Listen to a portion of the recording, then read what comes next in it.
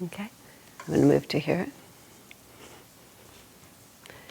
Good morning, everyone, and happy Easter Saturday to you.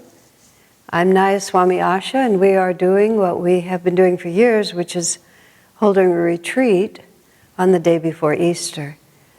In recent years, recent meaning like 15 or so, we've used this day usually for sing-along, where many of us are accustomed to listening to the oratorio or even singing in the choir, but not everyone gets to sing the melody and not everyone gets to sing all the solos.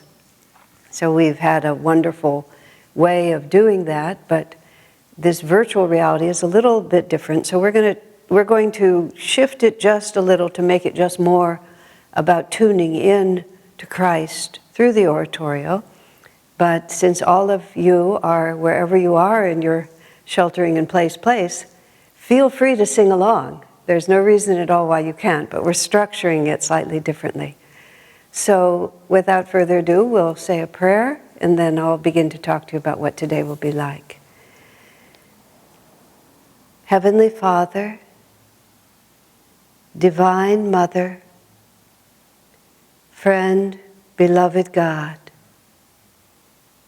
Jesus Christ, Babaji Krishna,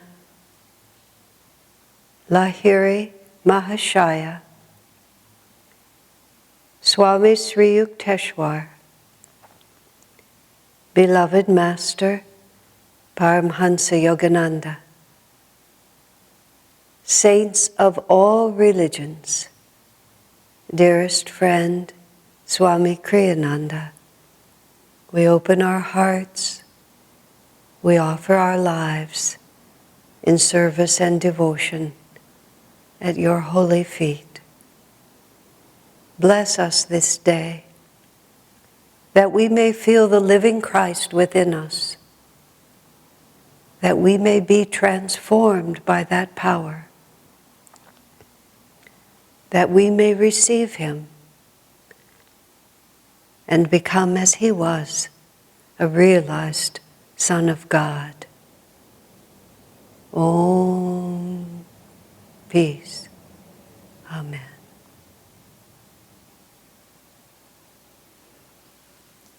So the flow of the day is going to go like this.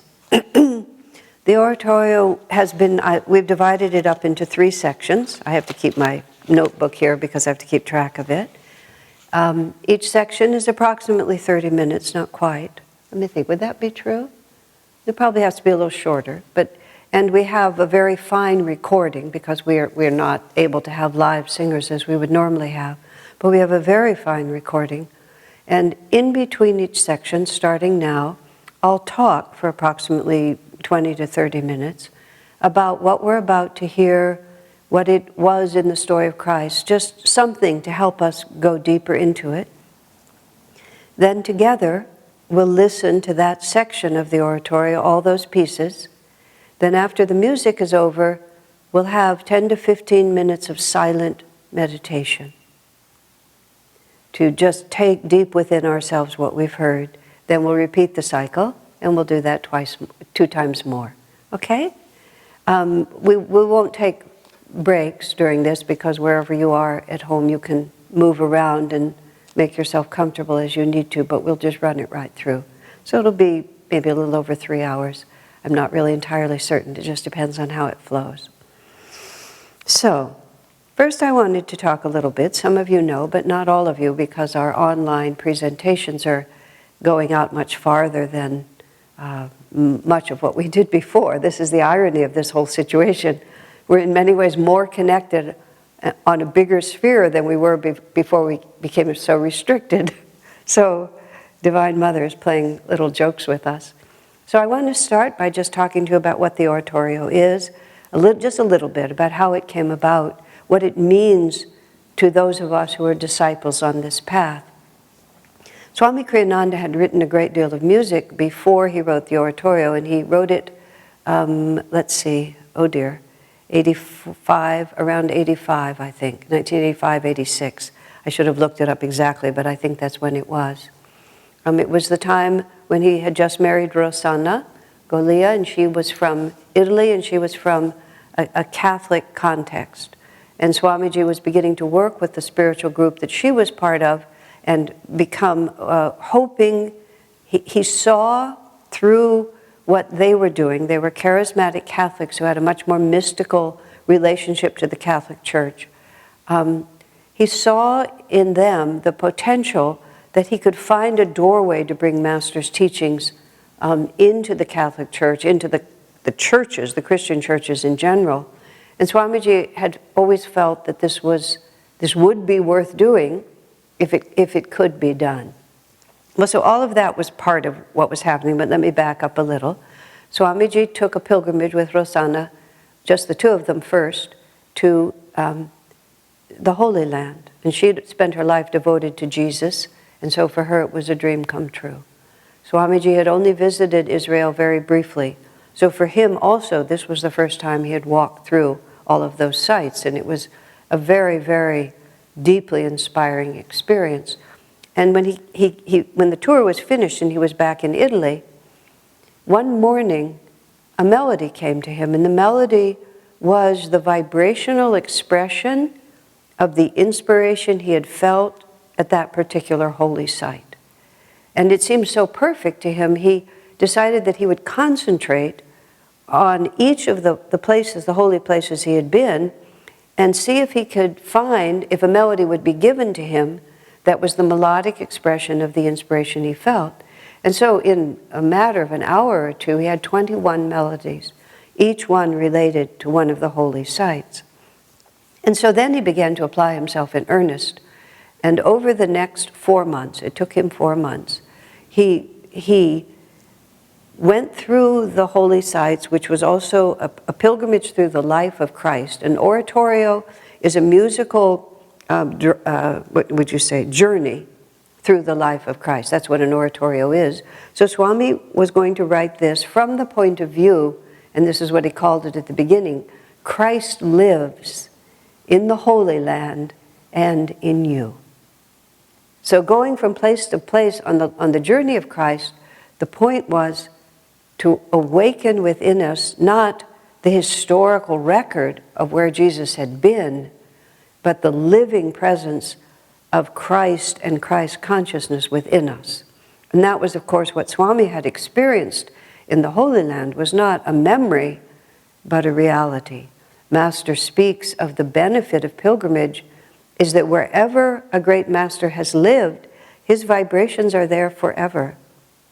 Now, I myself only went to Israel in the last few years, and especially over this little more than the last 2 years, I guess I had 4 trips there.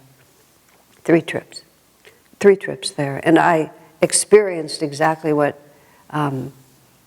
Swamiji was talking about. So back when he was writing this oratorio, he'd also taken photographs. And the original oratorio, which you can actually find online in some places, also included slides, many slides of art or of the places that are described. So it's also a different experience. The original oratorio had a lot of narration in it. But in the end, Swami decided that words took you into one reality and music took you into the other, and he didn't like having to switch back and forth. So he took out most of the narration, took out all of the narration. So then Swamiji brings to us, and over the next 4 months, he finished this, teaching it to the choir as we went along. And what happened to Ananda with the advent of the oratorio was very interesting, because Jesus had always been at the center of our altar, and Master has all this teaching and autobiography of a yogi, and Swami has a great deal of it in the path of the unity between Christianity and self-realization. And Master said he was sent by God to show the unity of original Christianity and the original teachings of Jesus. Master made a distinction between churchianity and Christianity. And most of us who came to Ananda in those first 10 and 15 years, most of us were American, and most of us were not, I was going to say, most of us were American, and we took more easily to the Indian side of what we were doing than to the Christian side. Many of us were Jewish, about 10% of Ananda was Jewish. Jewish people are always at the always involved in these revolutionary movements. People who had been Christian, Catholic, and so on. Catholic, I think, was the next highest historical group at Ananda. But none of us knew how to bring Jesus into the context of Kriya Yoga and reincarnation and karma. We just, even though the teachings were there, we didn't exactly know how to do it. When Swamiji wrote the Oratorio, it gave us, many of us, an experience of the consciousness of Jesus, the power of his life, and the importance of his life to our path that many of us had never had before. My parents, who were Jewish, keeping track of, they would get all the mailings from Ananda, and they would keep track, not in a bad way, but they would just sort of watch, because that's what I was doing. They accused me of becoming a Christian at that point. I had to explain to them that I always had been, it just didn't show as much. But they were quite, it took us a little while to get through it, because all of a sudden, the presence of Christ was very strong with Ananda. We'd always had Christmas and Easter and so on, but it was different. And Swamiji himself said something interesting about writing the Oratorio. He said it was the first time he wrote music to express a vibration, because he would start with the vibration of the Holy Sepulchre or the crucifixion. And most of the time, Swami corrected me on this, clarified this. The first time Swamiji wrote the Oratorio, there was a lot of narration in many of what are called the recitatives, the little short solo songs that are mostly based on Bible verses, or parts, many are based on Bible verses. He didn't have as many of those. But he realized that the Oratorio would be much better if what he was doing in narrative was actually in song. But Swamiji says when he writes music, melody comes to him first. And then the melody tells him what the words are. A very fun one in that one was the song Jenny Will Love Me. And it's a beautiful melody, and the song is about, it's written by this man who has this love for this woman named Jenny, and he believes that she's going to marry him, but the song, it's clear that he doesn't have a chance. And when you would just hear the melody, you wouldn't exactly know, but Swami said those were the words that came to him to explain the melody. I teased him when he brought out an album, and he sings that song, Jenny Will Love Me. I think it's on an album called Some of My Favorites or something like that. He sings it beautifully. It's a beautiful song. And the message of the song, slightly tongue-in-cheek, is that Jenny's never going to really love him, unfortunately. I said to Swami, the folly of it is, any suitor who could write a song that beautiful and sing it as beautifully as you did will win Jenny's love. When I said that to Swami, he said, yes, that occurred to me also. But in saying that, he said, but there was nothing he could do about it, because it's not his music. It's just given to him. This is what it is. He hears it, he feels it, he receives it, and then he brings it through. So he said, melody comes first, except for these recitatives, because he had to convey certain ideas in order to fill out the story of Jesus. So he said he had to start with words and then write melody. But he said it was virtually the only time he did it. Well, that's not true, because he wrote melodies to Shakespeare songs. But that was finding the words, so he didn't have to bother to write the poetry. But in any case, so he went from place to place, received an inner vibration. Swami also made another comment about this. He said, the inspiration I received in the Holy Land was complete within me. I didn't have to express it in order to experience it. But he saw that through this music, he might be able to communicate to the traditional churches in a way that philosophy or ecumenicalism never could. But by giving people an experience of inner communion with Jesus, perhaps it would open to the rest. So he started a movement of inner communion, which was intended for the Christian churches, which never actually manifested. But as Swami said later, it was worth the try. was worth a good effort. But long after all of that history is gone, the music lives on. And so the music for us has been our connecting link, our self-realization expression of the original teachings of Jesus in melody and then in words. Now, in Swami's songs, the melodies stand alone, but the words that he speaks are amazing. So now, let's just talk a little about the oratorio itself and the life of Christ. The first section is in three parts. It's the call to action. And then it's the inner resolution to answer that call. And then the first step to God is the Divine Mother. So this is how, I just looked at the oratorio at one point when we first started doing this and tried to see how it could be divided up. And these were the conclusions that I drew from the song. Afterwards, I showed it all to Swami because what I had done is I had looked, this is how it comes, you see. He had simply received it and written it. He hadn't analyzed it. And I looked at it afterwards and saw how beautifully it divides up. Now, I'm going to be mostly talking about, I realized looking at this, because my notes are from singing it, so I don't have the instrumentals listed here. But when we listen, there'll also be instrumentals in it because there was no reason not to. But the songs that begin this, the first song is Children of God. Children of God, your time of trial has ended. See where the dawn irradiates the night. And it's this extraordinarily powerful call. I want to say for a moment, those of you who are online, all the words, the libretto to this whole thing is available right there. And I highly recommend, if you don't already have it in front of you, that you open it up and are able to look at it. When we would sing these songs ourselves, which is what we're trying to replicate as best we can, we all found that actually being able to see the words as you were hearing them sung and hearing the melody, not always, but you can really get the power of what's being told to us. So God is always present for us. It's not as if the possibility of God realization began with the arrival of Jesus, but we as individual devotees, we're manifested out into this world of Maya, and we have a choice. This is the Lila is the divine word for it. This is the Lila of God, the play of God, is that God is calling us, but He's not forcing us. And like any love relationship, the heart has to be given. The heart cannot be coerced. And in the devotee's relationship with the spiritual path, you have to hear that call. Nothing can happen.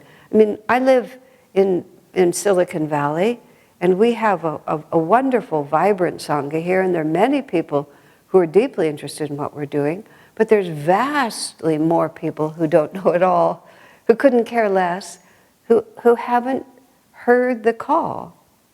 It's not that it's not there to be heard, but they're not hearing it.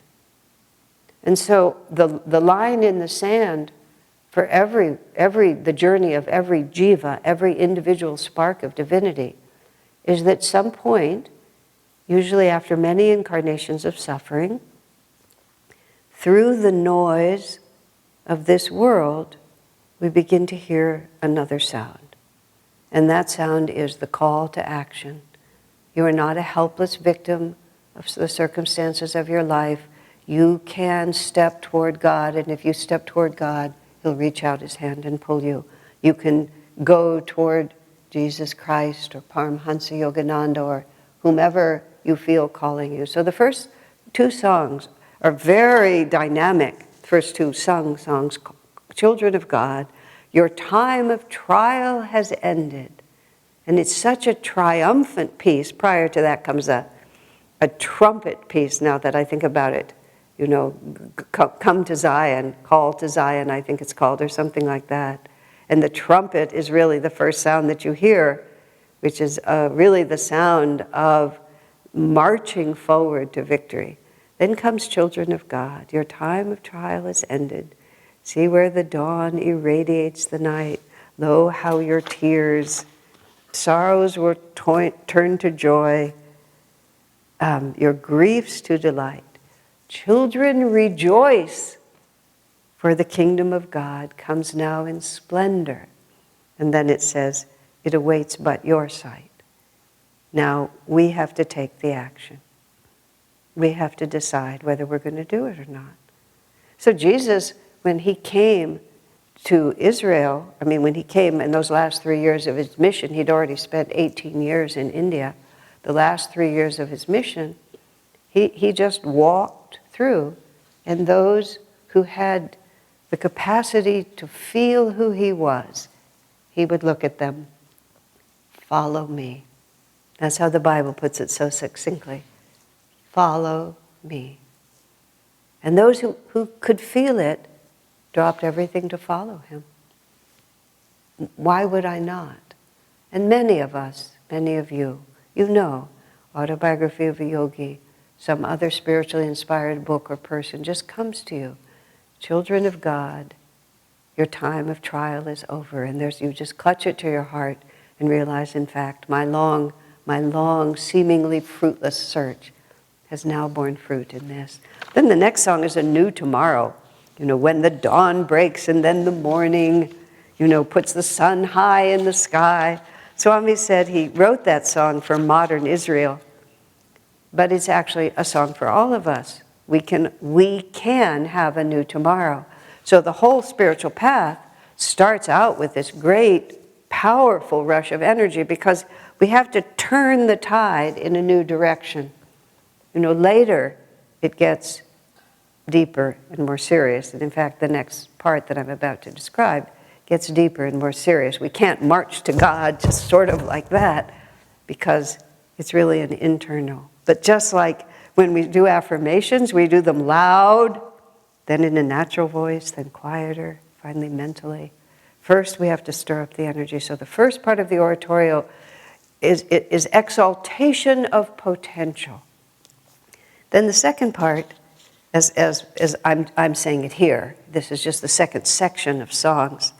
It's the Psalm of David, the wonders that man did carve out of stone and in the spirit, all of which are completely different mood.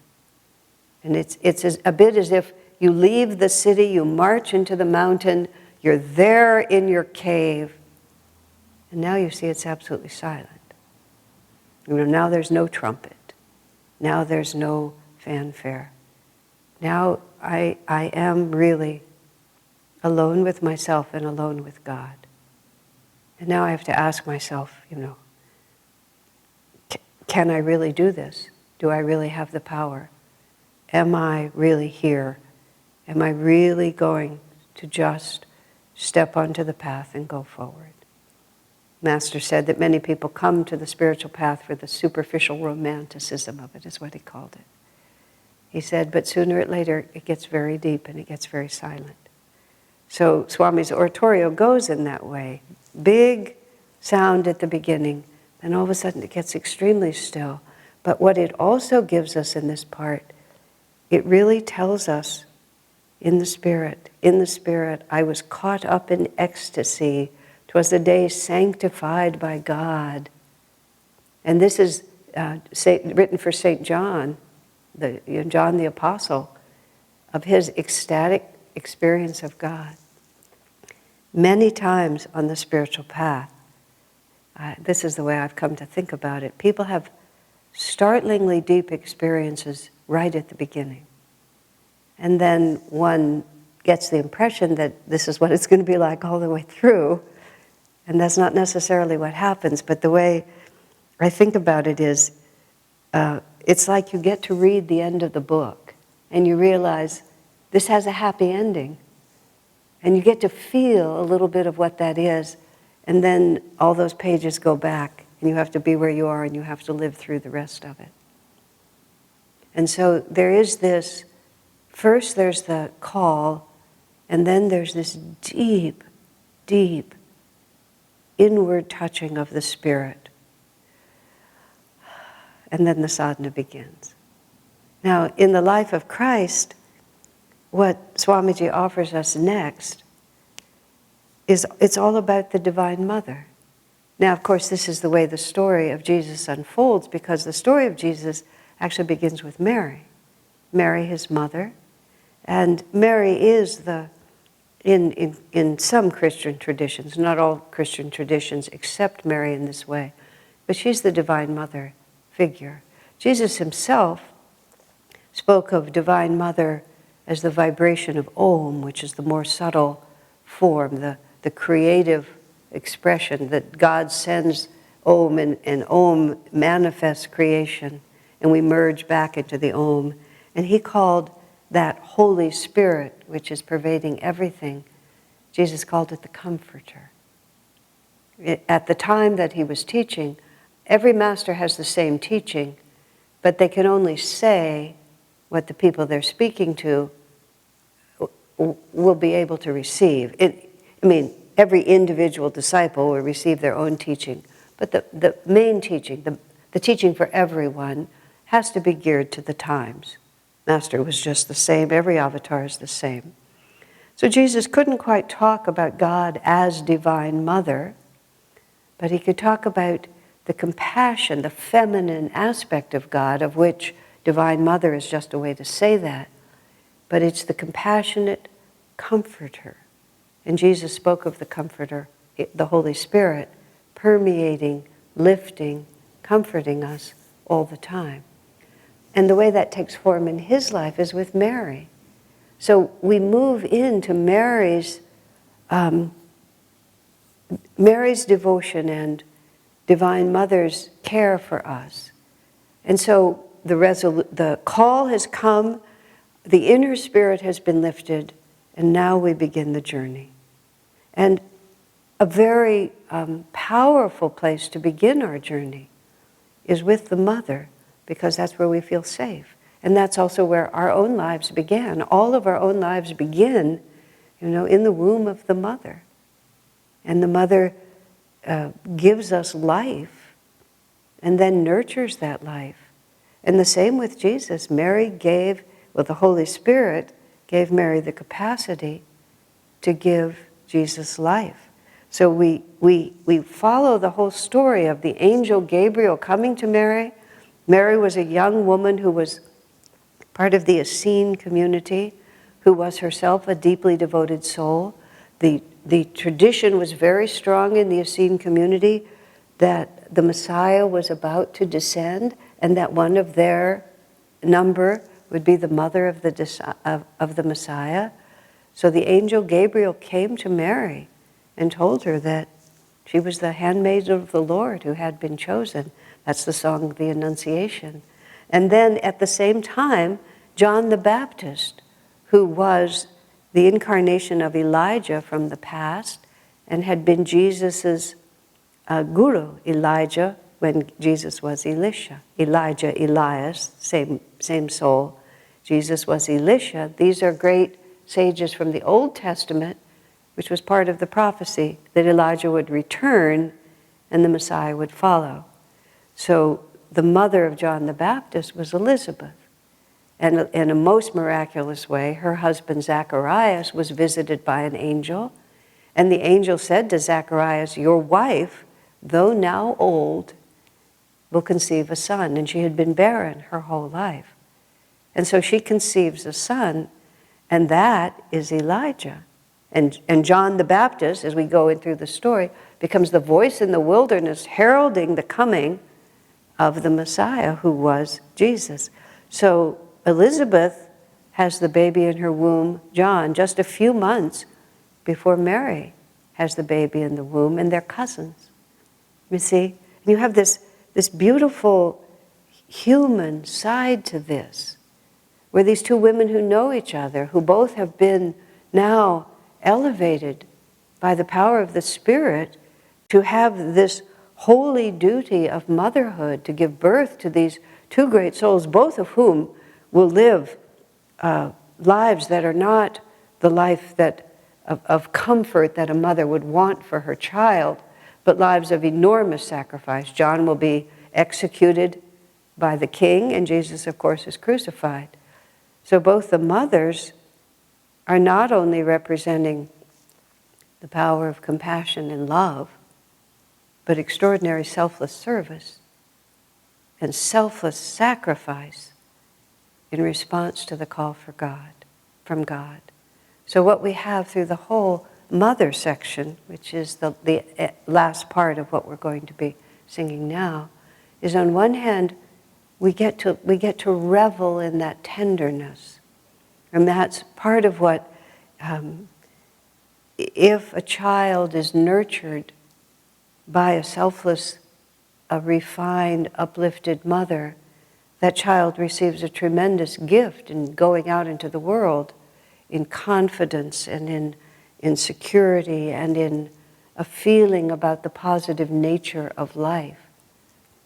And so it is, as devotees, once we have heard the call, felt the presence of the divine, to be held in the arms of the mother and to really know God as the comforter can become the solid ground upon which we move as we enter into step by step through all that is asked of us as we walk with Jesus, which is our own journey from delusion into freedom. So now let's listen, and if you choose, please sing along with this first part of the oratorio.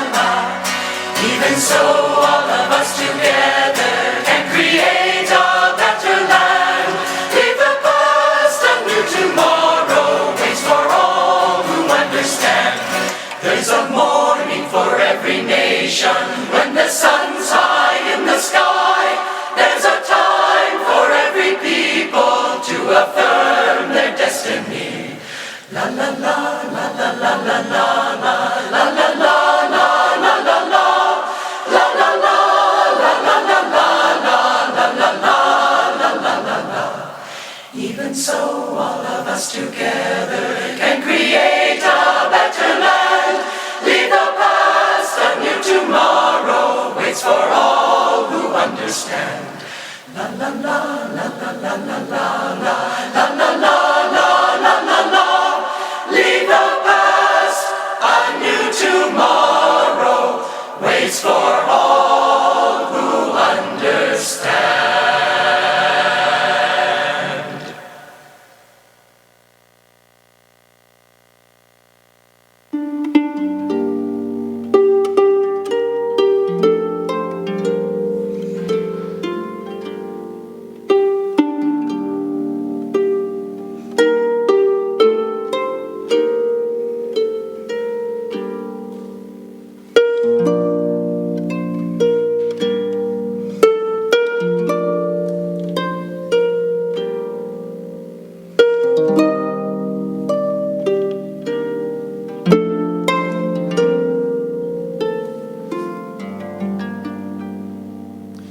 I will lift up mine eyes unto the hills, from whence cometh my help.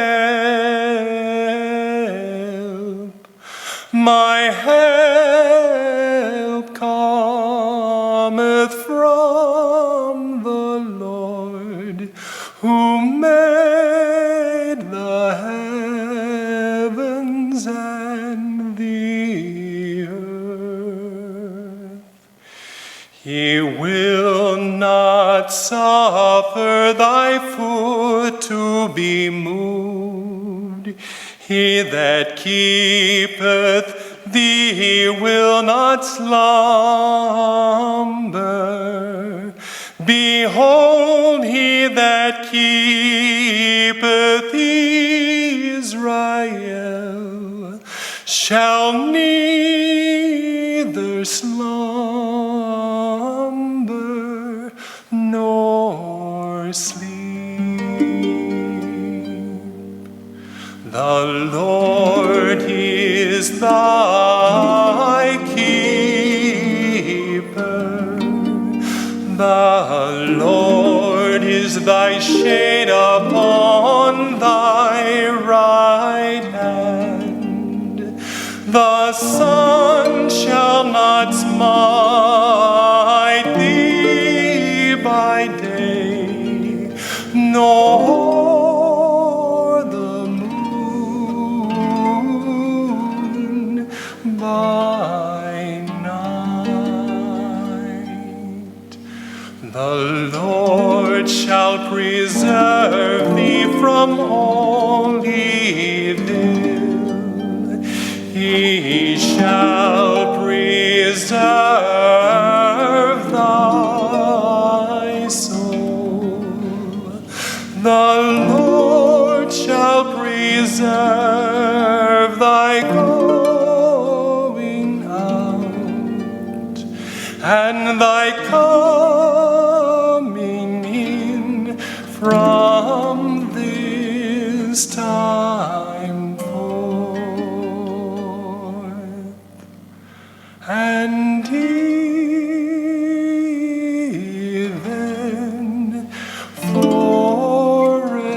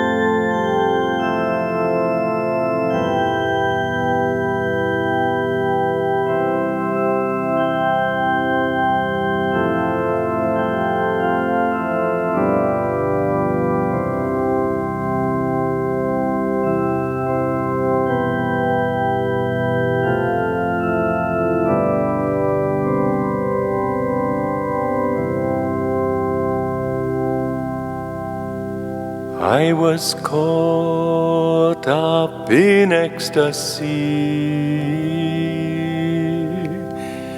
'Twas a day sanctified by God. There he showed me the truths of heaven,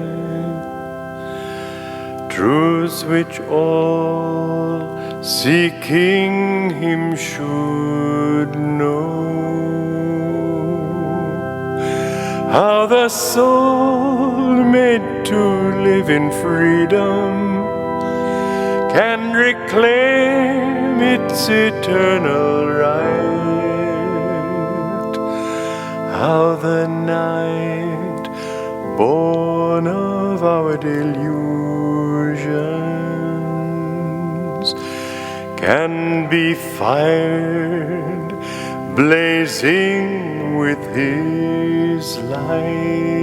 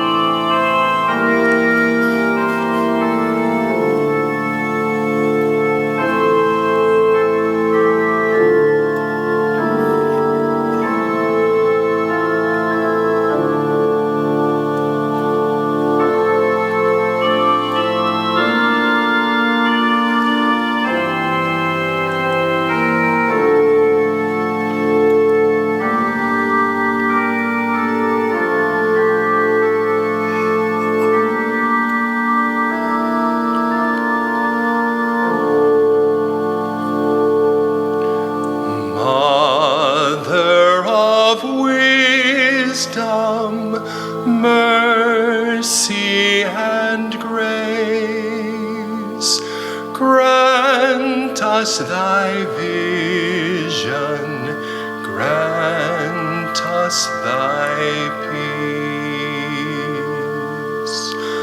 Our love receive, though blindly we pray. Silently guide our thoughts when we stray.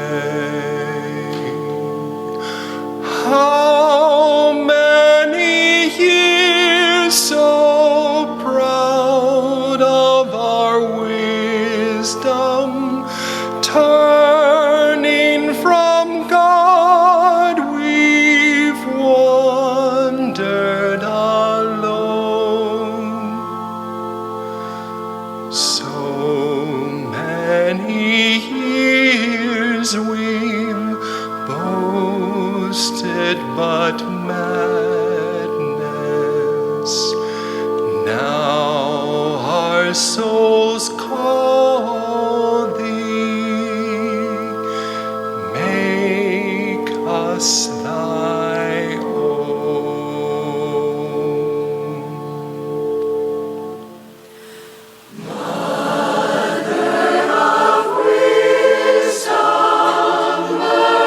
Mercy and grace, grant us thy vision,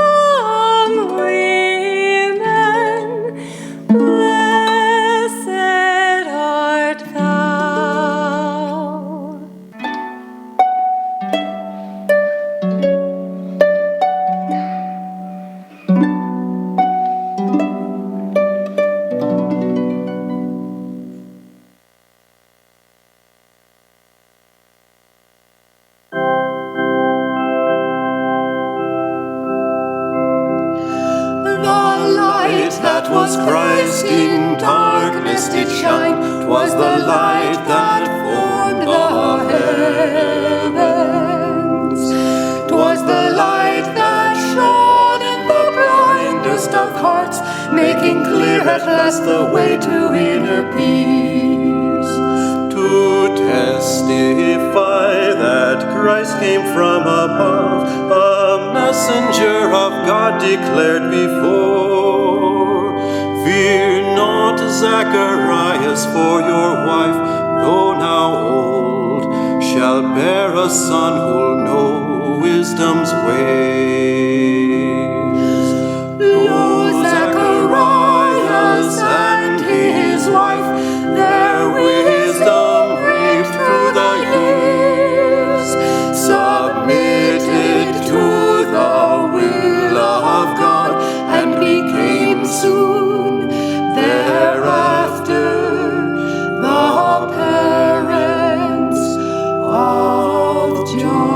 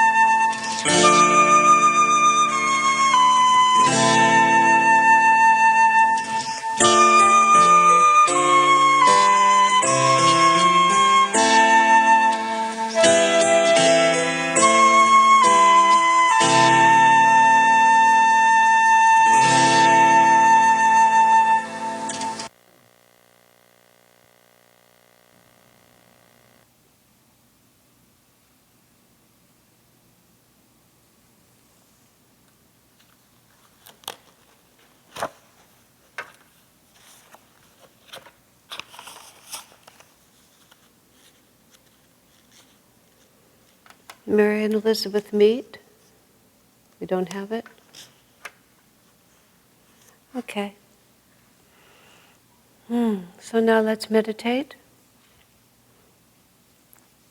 About 10 minutes, 15 minutes.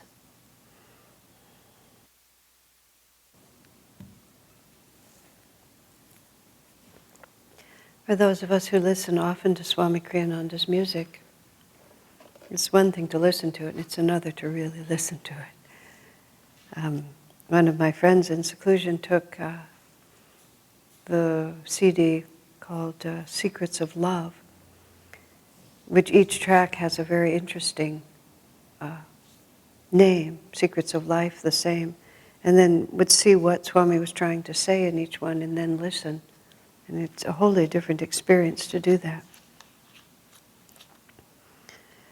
So now, in the story of the life of Christ, which is what the Oratorio is giving us, the Holy Spirit has come to Mary. The physical body that's going to carry the consciousness of Jesus is within her, and time is passing until the time of the birth. So the next parts of the Oratorio are when Jesus himself comes, when he's born, and then when he begins his own time of spiritual practice, the period of sadhana, and then after that when his ministry begins. Now in the story, the Oratorios, the Bible story, 18 years of Jesus' life is not included, but we can sort of talk about that in a moment. Let's see now. The story is told of the life of Jesus where Mary, is betrothed to Joseph, and Joseph is also a deeply dedicated devotee of God who is part of this same Essene community. At the time of Jesus, there were three branches of Judaism: the Sadducees, the Pharisees, and the Essenes. The Essenes were a separate community, somewhat underground. Now there's more known about their community. Some of it is accurate, some of it is not. The Pharisees and the Sadducees were the power. They ran the gigantic temple in Jerusalem. They had the authority to define what Judaism is according to their lights. They had the power to enforce it. They were both respected and feared by everyone.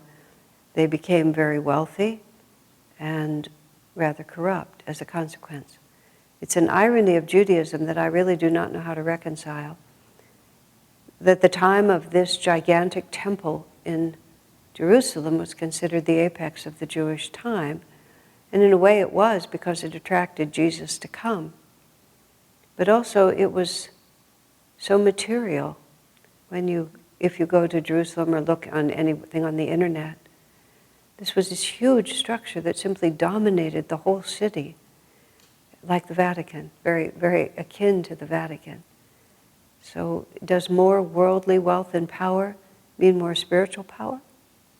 When one is, in the name of God, involved in so much wealth and power, is one more involved with God?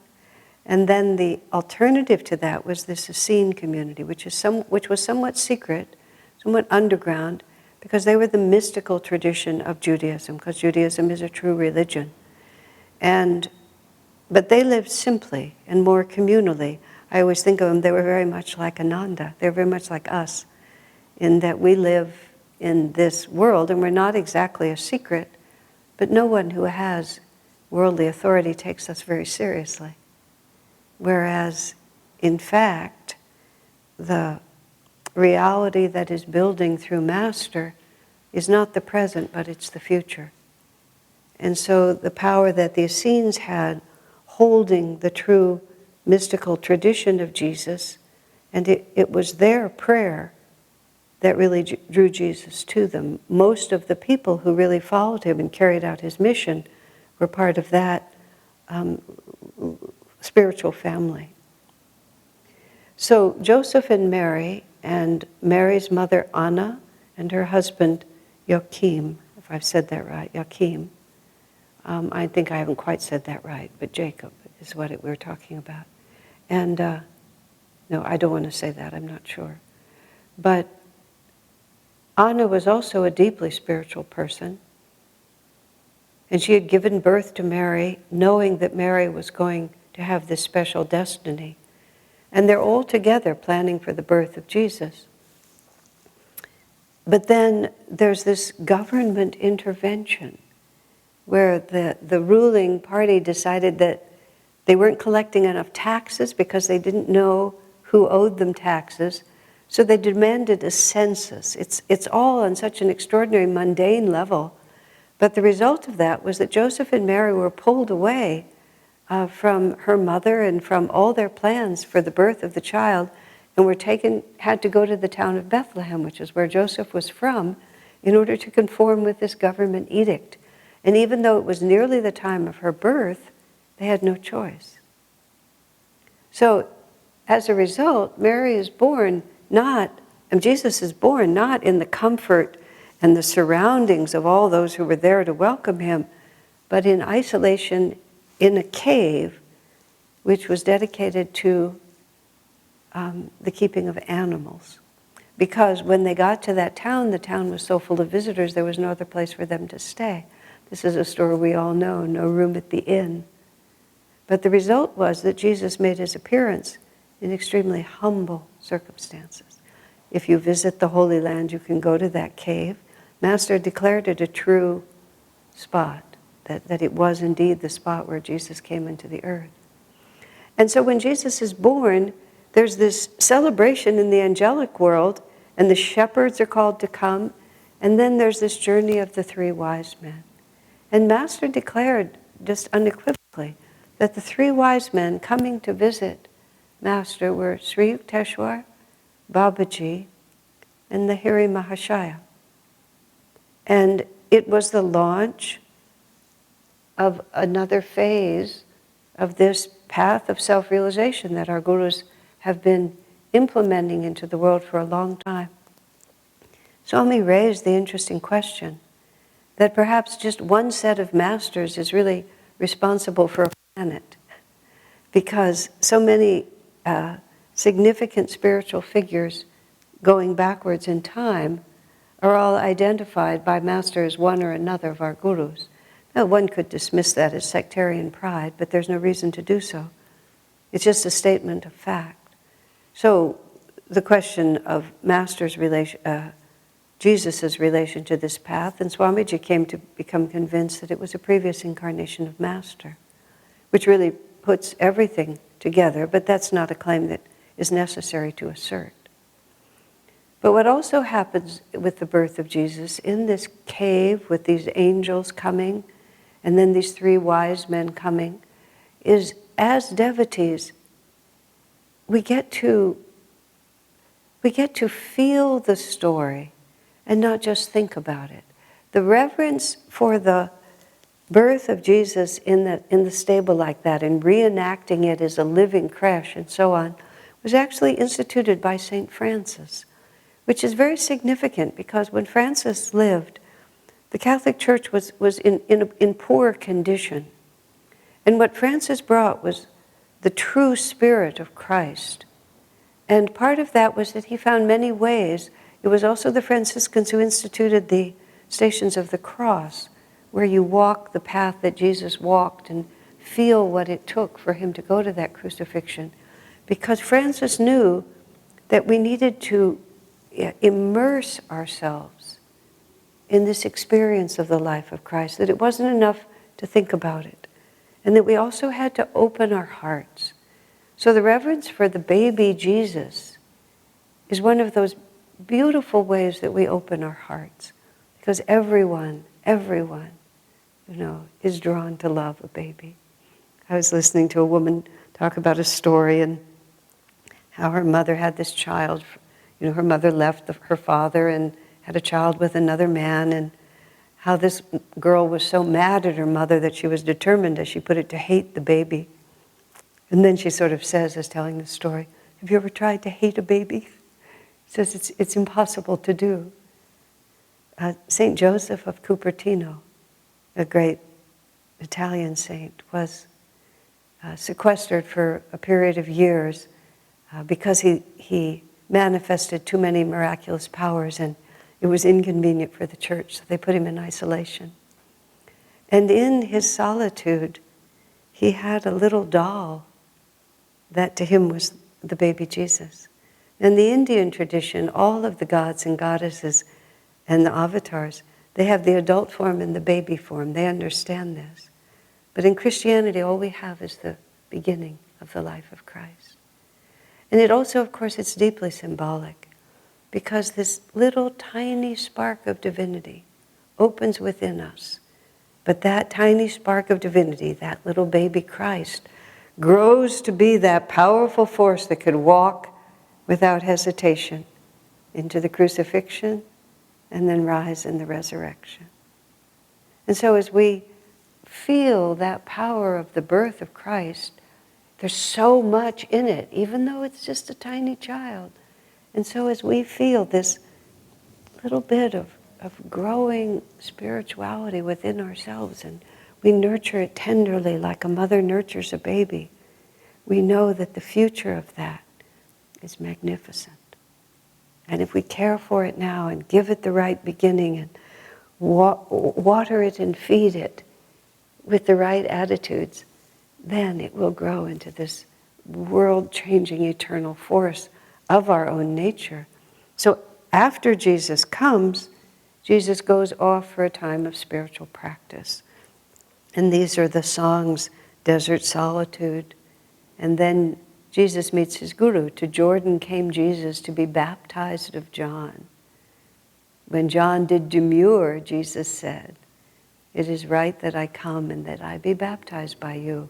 Because there was this peculiar interplay between John and Jesus, where John had been Elijah and he had been a great prophet in the past, and Elisha, Jesus, had been his devoted disciple. And then in this lifetime, sometimes it's put that John was diminished, but the way Swami put it is that John's role was diminished. And John came only to announce make straight the way of the Lord. There's a voice in the wilderness calling, saying that Jesus is coming. And all of that incarnation came to this wonderful moment at the Jordan. Now, Mary and Elizabeth were cousins, so it's not likely that the two souls never met. But Jesus has been away for 18 years in India. And then he comes back. This is when he reappears, you see. He reappears, and then he meets John. If we think of it from that point of view, it's more likely that this was Jesus' return. And Jesus, as Yogananda said, has been in the Himalayas with Babaji. And he's been doing a ministry all through India, 18 years, much longer ministry than the one that we know about, going to the Jagannath temple in Puri, preaching in Varanasi, learning from saints and sages. All of that was removed from the Bible because the theology that evolved about Jesus just didn't allow for sadhana or guru. But Jesus was Sanatana Dharma, and he was the tradition of India. So it's all the same teaching, just presented in different ways. So Jesus comes to John and is baptized by him.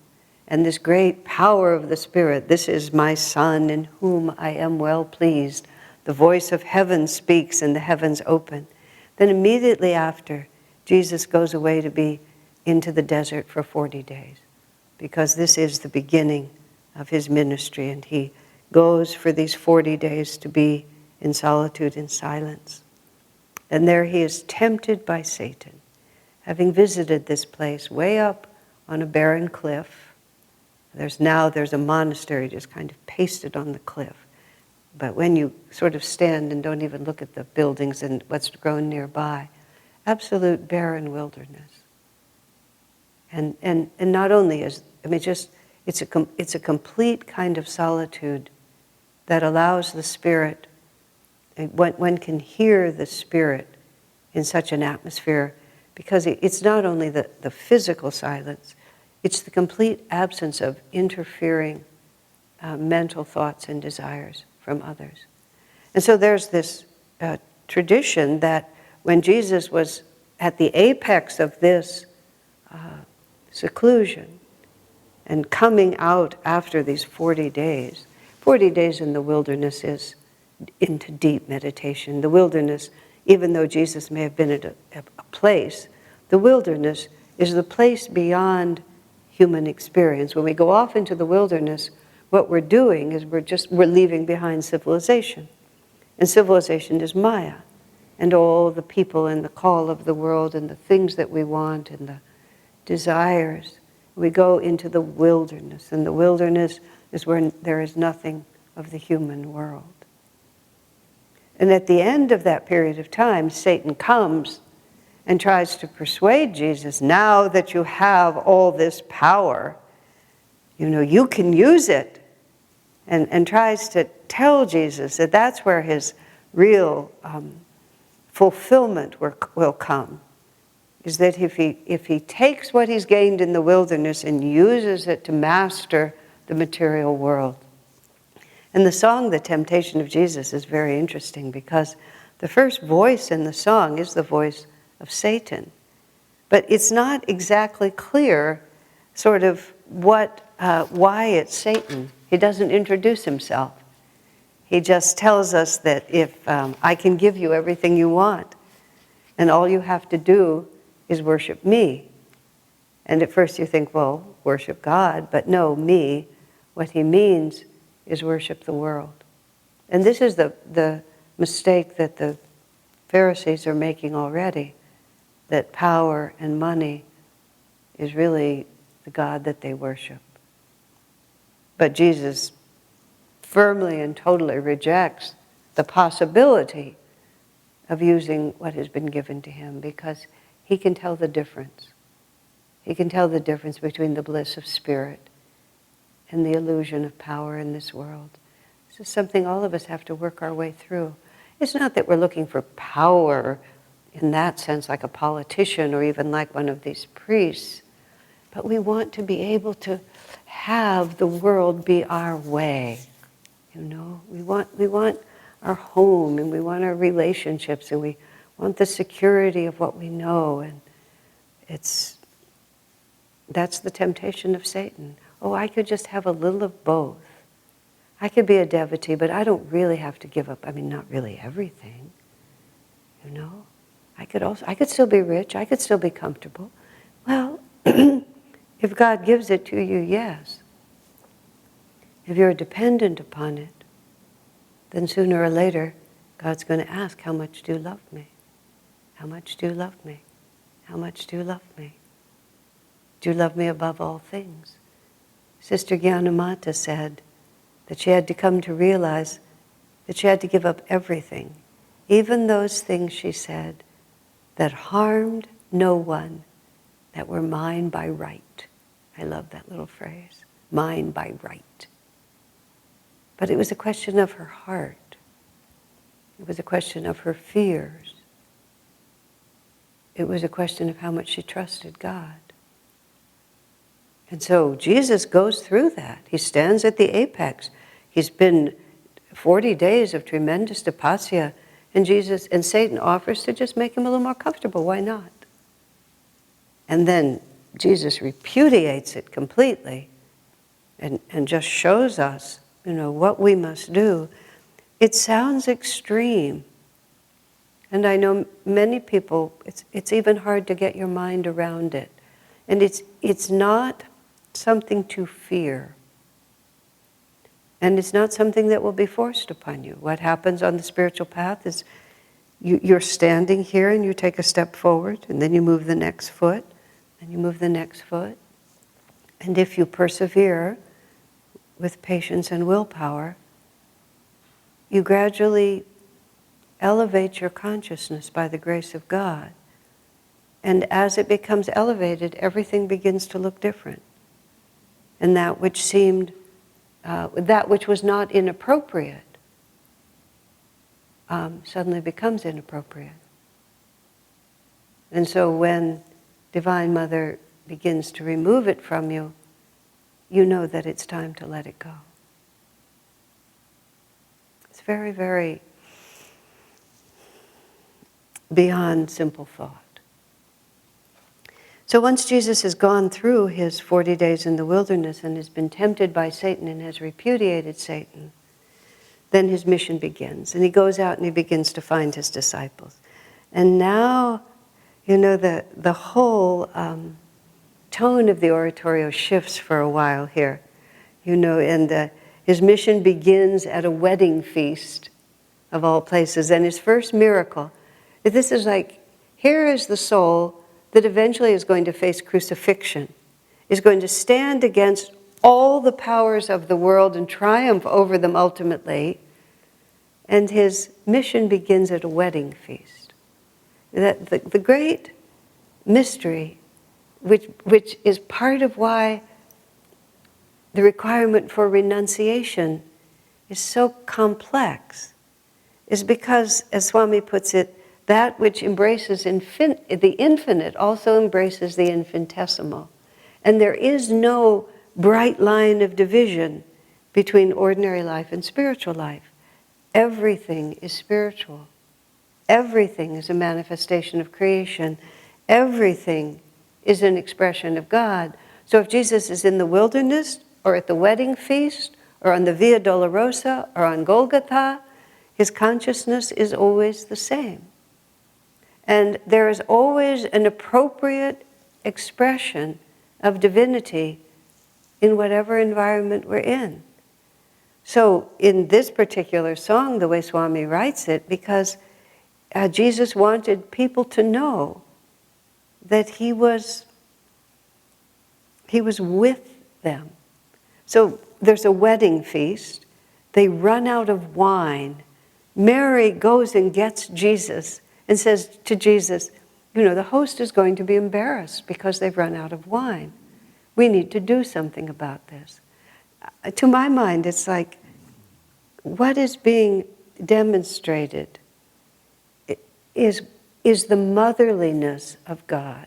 When a little child has some little need, my dolly has lost its shoe, my little car is not running properly, I have an owie on my finger and it needs to be fixed. And this little child comes to its mother, and the concern is, we know it's trivial, but it's not trivial to the heart of the child. And so what the mother is doing, the mother is not telling the child that that its doll is important. The mother is telling the child, come to me with your hurts and I will comfort you.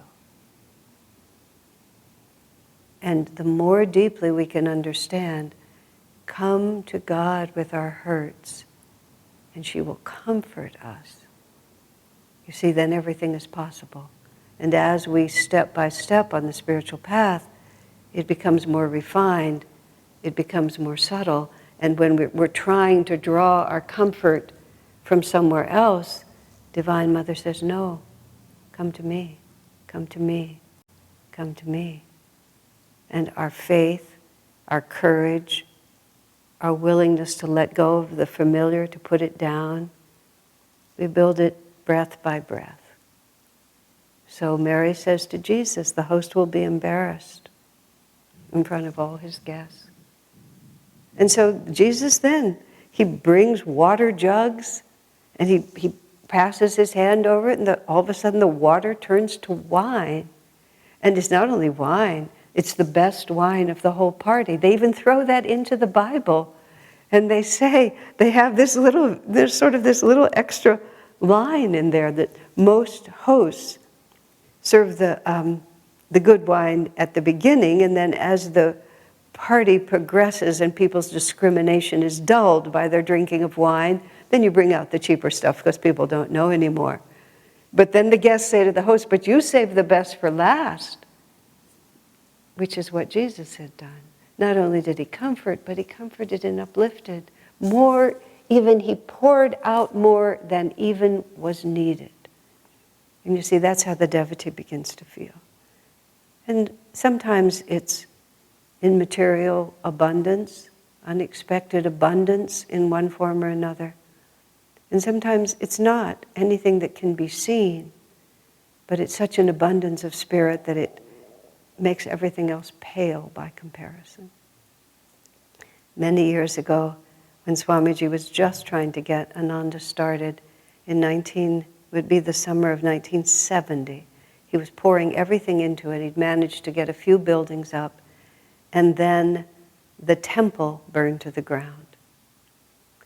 And it was just a terrible setback, so much effort to get to that far. And then Swami was meditating the morning that it burned, and he just said, Divine Mother, I'm doing all of this for you. It's always been yours. If you want it, you can take it. And he said he felt so much joy in that surrender of everything to her that he thought to himself, maybe she'll burn down the dining room too. You see, it just completely shifts. We see the world very differently. So Jesus begins and he starts his mission with the wedding feast, and then he goes up to the Sea of Galilee, the lake in Tiberias. And it's like Jesus had these two pieces to his mission. Up by the Sea of Galilee is where he celebrated with his young disciples and where the people came and they just rejoiced together. It's so easy for me to picture it because of the years I spent with Swami. Those years, especially the first 10 years, 15 years, when we were a small community, all living together all the time, it was joy every day. Absolutely every day. We were totally impoverished. I had no idea really where we were going. Swami did, but I didn't care. We just celebrated. We celebrated. We were young. All we wanted was the freedom to love, which is just how Swami puts it. The few were soon many, the multitudes came, but it doesn't matter. All we asked was the freedom to love.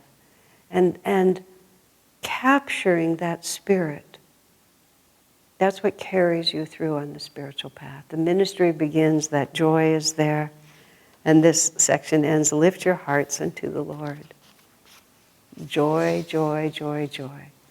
And this is the necessary foundation for those disciples to come to feel the power of Jesus, to know what they have in him, so that step by step, as more and more is asked of him, until the terrible seeming end in the crucifixion, that all that experience of the extraordinary joy of their relationship to Jesus gives them the faith and the power to go on. So now let's listen to this part of the oratorio.